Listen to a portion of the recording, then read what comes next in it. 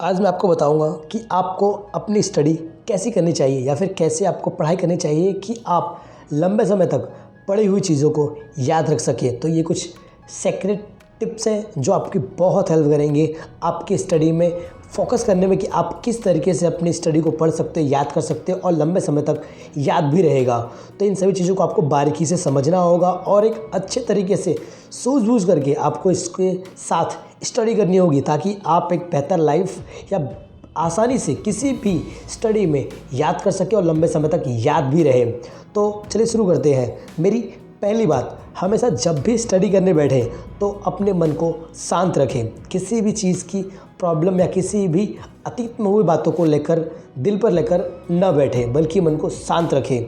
मेरी दूसरी बात, जब भी आप पढ़ने बैठे तो सबसे पहले आप एक टाइम टेबल बना लें।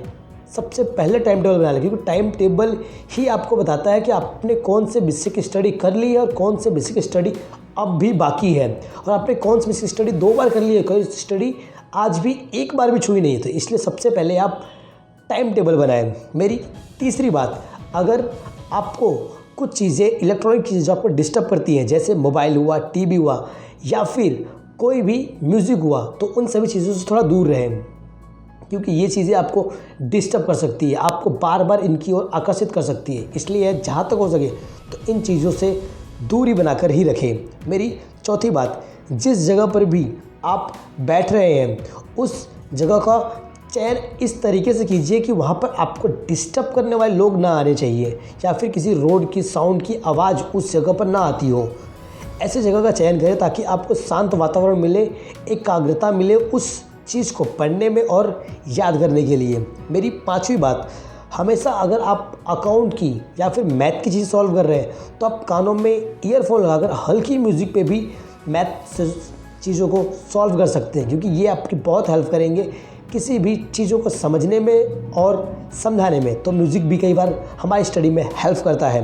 मेरी छठी बात, जब भी आपको ऐसा लगे कि बहुत सब्जेक्ट्स हैं उनमें से कठिन सब्जेक्ट जितने भी हैं वो आपको हार्ड लग रहे हैं या आपसे सॉल्व नहीं हो रहे, तो मैं आपको यही कहूँगा सबसे पहले आप कठिन चीज़ों को सॉल्व करें क्योंकि कठिन चीज़ जब भी हमें आने लगती है तो जो नॉर्मल चीज़ें होती है वो हमें ऑटोमेटिकली समझ आने लगती है। इसलिए जहाँ तक हो सके हमेशा हार्ड सब्जेक्ट से या कठिन सब्जेक्ट की तैयारी पहले करें। मेरी सातवीं बात, हमेशा जब भी आप किसी चीज़ की तैयारी कर रहे हैं या स्टडी कर रहे हैं तो सबसे पहले उसकी नोट्स बना लें, फेयर बना लें कि आप सिर्फ उस सब्जेक्ट में सिर्फ उसी विषय के बारे में लिख रहे हैं जिस सब्जेक्ट की आप स्टडी कर रहे हैं।